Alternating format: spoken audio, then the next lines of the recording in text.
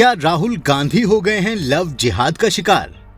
क्या राहुल गांधी लव जिहाद के चक्कर में वायनाड से चुनाव हारने की कगार पर खड़े हो गए हैं? क्या ईसाई मां की संतान राहुल गांधी से इस बार वायनाड के ईसाइयों ने मुंह मोड़ लिया है? क्योंकि अगर वायनाड के कांग्रेस कार्यकर्ताओं की माने तो इस बार राहुल के लिए वायनाड की सीट जीतना एक असंभव सा काम लग रहा है। इसकी पूरी पड़ताल आज द कर्मा करने जा रहा है।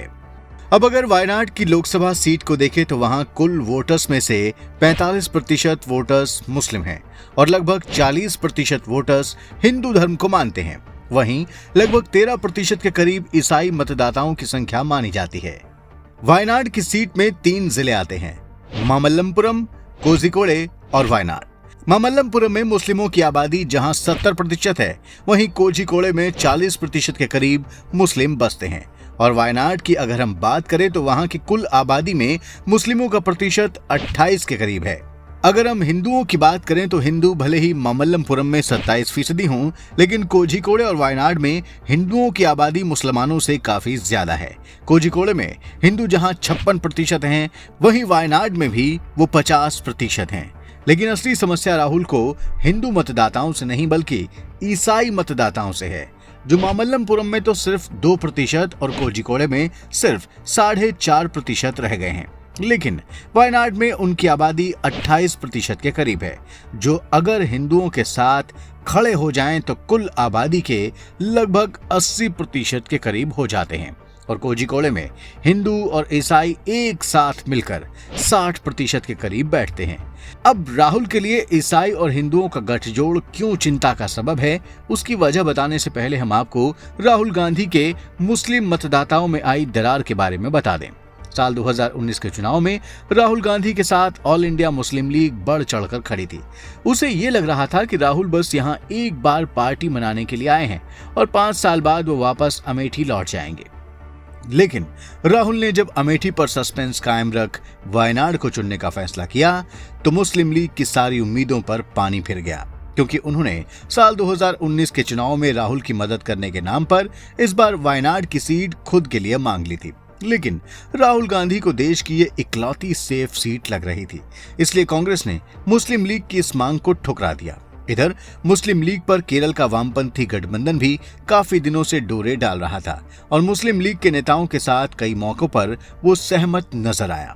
लेकिन मुस्लिम लीग कांग्रेस पर भरोसा किए बैठी रही कि वायनाड की सीट कांग्रेस उसे दे देगी। अब जब मुस्लिम लीग को यह सीट नहीं मिली तो इसकी नाराजगी राहुल गांधी के नामांकन के दिन रोड शो में नजर आ गई। जहां साल 2019 में राहुल गांधी के रोड शो में हजारों मुस्लिम लीग के हरे झंडे लहरा रहे थे, वहीं इस बार मुस्लिम लीग का एक भी झंडा ढूंढे नजर नहीं आया। इसका साफ मतलब है कि मुस्लिम लीग ने अंदर ही अंदर वाम दलों के साथ गुप्त गठजोड़ बना लिया है और वो राहुल गांधी को वायनाड से हराने में लग गए हैं। अगर मुस्लिम लीग ने यह खेल कर दिया तो राहुल के हाथ से 45% मुस्लिम वोटों में से एक बड़ा प्रतिशत छिटक जाएगा। इसके अलावा पिछली बार जहां वाम दलों ने भी वायनाड में कमजोर कैंडिडेट उतारकर एक तरह से राहुल को वॉकओवर दे दिया था, वहीं इस बार वाम दलों के गठबंधन ने सीपीआई के महासचिव डी राजा की पत्नी एनी राजा को राहुल के खिलाफ मैदान में पूरी ताकत से उतार दिया है। जहां तक वाम दलों का सवाल है तो उन्हें भी पारंपरिक रूप से केरल में मुस्लिम मतदाताओं का अच्छा समर्थन हासिल रहा है।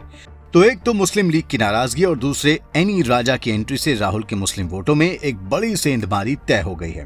अब अगर हिंदू और ईसाई वोटों की बात करें तो यहाँ भी राहुल के लिए एसडीपीआई का अनचाहा समर्थन सिरदर्द बनकर सामने आ गया है। एसडीपीआई को आतंकी संगठन पीएफआई का समर्थक माना जाता है और पीएफआई कई सालों से लव जिहाद को चलाती रही है। लव जिहाद की शिकार हिंदू और ईसाई दोनों धर्मों की लड़कियां होती रही हैं। सबसे ज्यादा लव जिहाद के खिलाफ आवाज तो ईसाई पादरियों ने ही उठाई है। शुरू में तो इन्हें केरल की कम्युनिस्ट सरकार का समर्थन हासिल था, लेकिन धीरे धीरे कम्युनिस्ट सरकार ने भी मुस्लिम तुष्टीकरण के सामने समर्पण कर दिया और ईसाई और हिंदुओं को लव जिहादियों के सामने फेंक सा दिया। अभी तक तो वहां के हिंदू और ईसाइयों के पास मुस्लिम कट्टरपंथियों से बचने के लिए या तो कांग्रेस या फिर वाम दलों का सहारा था। लेकिन जब से ये दोनों ही मुस्लिम कट्टरपंथियों से जा मिले हैं, तब से हिंदू और ईसाई दोनों ही खुद को अकेला पा रहे हैं और लव जिहाद का शिकार हो रही अपनी बेटियों को विवश होकर देख रहे हैं। अभी तक भाजपा ने भी यहां खुलकर एंट्री नहीं ली थी।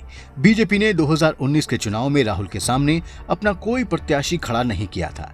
ये सीट बीजेपी ने उपहार में अपने ही एक गठबंधन धर्मपालन सेना को दे दी थी।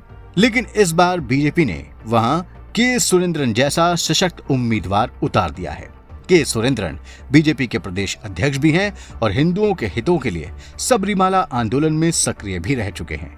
इसके अलावा बीजेपी ने वहां मोदी के नॉर्थ ईस्ट फॉर्मूले को भी इस्तेमाल कर ईसाइयों को अपनी तरफ करना शुरू कर दिया है, जो मुस्लिम कट्टरपंथियों से अपनी बेटियों को बचाने के लिए किसी सशक्त उम्मीदवार की तलाश में थे।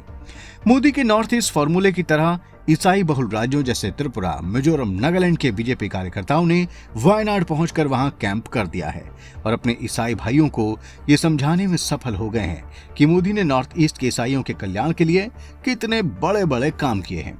नॉर्थ ईस्ट के राज्यों के बीजेपी समर्थक ईसाइयों ने केरल के अपने भाइयों को ये भी समझाने में सफलता प्राप्त कर ली है कि लव जिहाद के खिलाफ अगर कोई कट्टरपंथी मुस्लिमों से ईसाइयों को बचा सकता है तो वो है सिर्फ मोदी की सरकार। और एक और गलती जो राहुल गांधी से हो गई है वो है मोदी की कल्याणकारी योजनाओं को वायनाड में लागू न करने की जिद। वायनाड की कुल आबादी का 20% दलितों और आदिवासियों का है। राहुल ने मोदी विरोध में केंद्र सरकार की गरीब कल्याण योजनाओं को वहां लागू नहीं होने दिया, जिसकी वजह से वहां के दलित और गरीब मतदाताओं में खासी नाराजगी है। उनका कहना है कि जब सारे देश के गरीब और दलित मोदी के लाभार्थी हो सकते हैं तो हम क्यों नहीं। ये भी एक वजह राहुल के लिए सिरदर्द बनकर सामने आई है। राहुल के जिद की वजह से कुछ गरीबों और दलितों को लाभ नहीं मिल पाया है। राहुल की इस जिद की वजह से जो कुछ गरीबों और दलितों को नहीं मिल पाया है, इस बात को न केवल के सुरेंद्रन सामने रखने में सफल हुए हैं, बल्कि के सुरेंद्रन को स्मृति ईरानी का साथ भी मिल गया है, जो वहां कई बार जाकर दलितों और गरीबों से मिल चुकी हैं। के सुरेंद्रन के नामांकन के दौरान भी स्मृति ईरानी मौजूद रहीं। उनके नामांकन जुलूस में जन सैलाब उमड़ा। आपको बता दें कि स्मृति अमेठी में राहुल गांधी को हरा चुकी हैं और इस अनुभव का फायदा वो के सुरेंद्रन को भी दे रही हैं। अब राहुल वायनाड से चुनाव जीतेंगे या हारेंगे ये तो 4 जून को ही पता चलेगा, लेकिन हमें उम्मीद है कि आपको हमारा ये वीडियो जरूर पसंद आया होगा। इससे आपसे निवेदन है कि आप इसे लाइक कर दें और हमारे चैनल को भी सब्सक्राइब कर लें। धन्यवाद।